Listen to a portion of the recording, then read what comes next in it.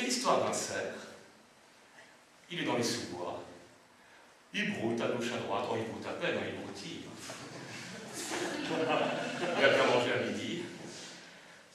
L'eau de la source n'est pas loin. Il n'a pas besoin de perdre son temps à donner des grands coups de tête pour amener des branches entières de feuilles, alors qu'il peut très bien se contenter de broutiller à gauche, à droite.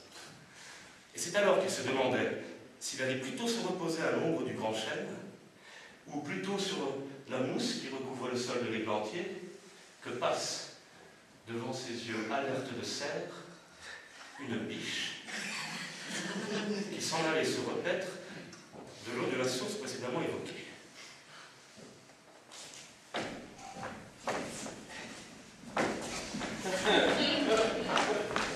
À la vue des cuisseaux solides et du cou altier de la biche, le cerf tape du sabot et l'apostrophe ainsi.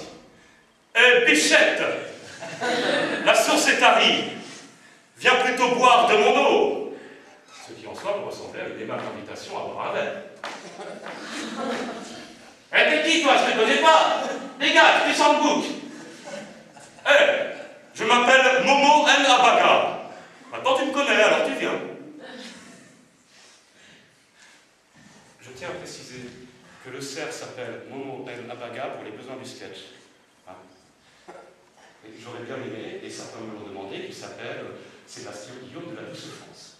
Mais impossible, pour les besoins du sketch, il ne peut s'appeler que Momo El Abaga. Je précise, parce qu'il y en a qui peuvent se dire qu'assimiler un cerf, un peu comme ça, à Momo El Abaga, je peux avoir des problèmes avec certains comités de protection, si vous voulez. Déjà que le comité de protection des recettes officielles ne me lâche pas chaque chose. Non, ça y est. En entendant ces mots, la biche est toute émue. Mais elle est d'autant plus émotionnée que les andouillés de Momo ne la laissent pas de filet chasseur sauce moutarde. Filet chasseur sauce moutarde.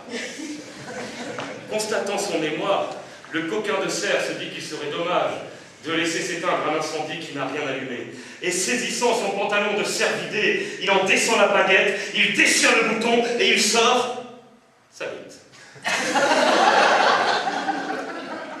La biche se met complètement à poil et elle commence à tourner sa croupe autour du museau de Momo. Il lui donne des petits coups d'andouillé, pas aussi comme ça. Alors la biche, elle se met en position de soumission comme une chienne en chaleur. Une biche qui fait la chienne en chaleur, c'est puissant. Puis elle se redresse, elle lui monte sur le dos pour le chevaucher telle une Amazone. Elle lui donne des elle lui fouette le flanc avec ça. Puis elle redescend, et ils se retrouvent face à face, tels deux feux dans cette époque, tels deux soleils, tels deux animaux en chaleur. Et elle dit, la biche, elle dit à Momo El Abaga, dans un souffle qui la prend du bout du bas du dos jusqu'à la commissure de ses babines, elle dit « Je suis en route, Abaga !»